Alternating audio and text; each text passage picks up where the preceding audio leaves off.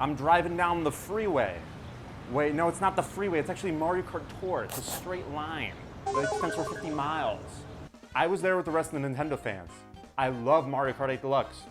I saw in the new game you can play as the cow. It looked beautiful, right? It looked amazing. Everything I wanted. You can drive between the tracks now. You can play as the fishbone. You can play as the snowman. You can play as all these characters, right? But then something dawned on me once the gameplay came out. This game doesn't look that good. Bruh. All right, whoa. Before you type that hate comment, I see you typing. I see you typing there. Chill out, bro. Let's go over why I don't think this game actually looks that good. And I was somebody who saw this game and I thought this was beautiful. This looked amazing. Number one, the gimmicks. When I saw this game for the first time and I realized you can play as a cow and you can grind on rails, I was mind blown. That's all I wanted in Mario Kart, right? But then I realized something. Okay, you can have this rail grinding, right? It's kind of like a small little addition here and there. You can drive on the side of the walls, right? You can do that, right? Mario Kart 8 has a much cooler concept, which is literally that you can just like literally drive on the side of the walls. This is kind of like a weird, smaller version of what Mario Kart 8 already did. And it's like, okay, we have this rail grinding. That's cool. How are we gonna utilize it within these tracks, right? I was looking at the footage for Toad's Factory. Toad's Factory's come back. Awesome track from the Wii, right? But I had a pretty big issue with it. The track is really not that different. It's pretty much the same track, right? And my issue with this is in Mario Kart 8, you're going through these tracks and they're adding crazy anti-gravity.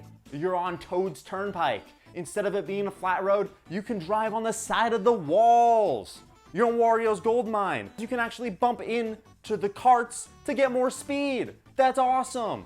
I'm not gonna say that like every track was great, but like the quality bar is set pretty high, right? I wanna see these unique gimmicks in these tracks and I want them to fundamentally change how I play the game. Mario Kart World doesn't really do that. They add a few rail grind sections, but it's pretty much the same track. Prime example of bad design, I'm looking at Airship Fortress. In the beginning, you're driving through these bullet bills. It's cool, right? You want to avoid these guys. The rail grinding section is on the side, and you just avoid the entire part of that track. What's the point of that? Doesn't that defeat the entire design of why the bullet barrels are there? To add a little obstacle? I think a lot of these retro tracks do not look very good. I'm sorry. It's cool that the tracks are back, don't get me wrong. I like that they're back, but they're pretty much the same thing that I played on the Wii, or the DS, or the Wii U. I like seeing remixed versions of these tracks, but they're pretty much the same track. But it's like, okay, at the end of the day, I like these tracks. They're good tracks, right? Another issue I have with the game, the amount of players. Everybody's talked about this. Everybody's like, oh my God, 24 players. How are they gonna do this? Well, because it's 24 players, the maps are super wide. There's barely any turns, at least on the new maps. You're mostly going straight. It seems more about the items, but is that really what I want from Mario Kart? I want a bunch of cool obstacles. People are gonna say, oh no, look, these are just the beginning tracks. That's why they made them easy. I've seen like several cups of tracks. They don't look difficult in the slightest. They actually look very disappointingly easy. And then another thing that everybody has harped on so far.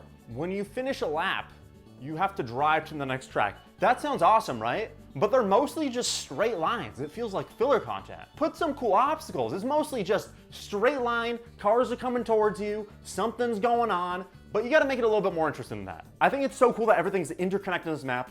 I think the open world's gonna be probably pretty cool if they add some cool stuff. But I'm just looking at like the pure gameplay, and it just doesn't look very good.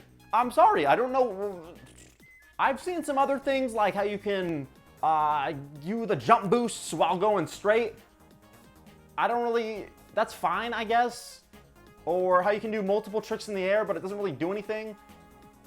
I don't know. The rail grinding looks like kind of weak. I like how you can kind of drive on the side of the walls. I saw one cool part of the trailer where you're kind of like jumping on the wall and then you're jumping through another part of the wall. And I'm like, damn, that's so cool.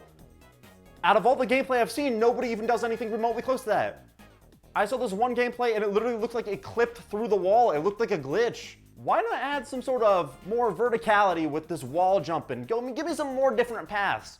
Don't just have a regular straight path and then just have like a little like rail grinding section on the side. What's even the point? I think that all of the new tracks kind of look like they have small little additions to that, right? But they're not like completely from the ground up like you get from like Mario Kart 8, where they're completely remixing this track with this cool anti-gravity. This one seems more like they're, oh, let's add like a little like rail track here, Or, I don't know, make the road wider. Let's add 24 players and a few more items.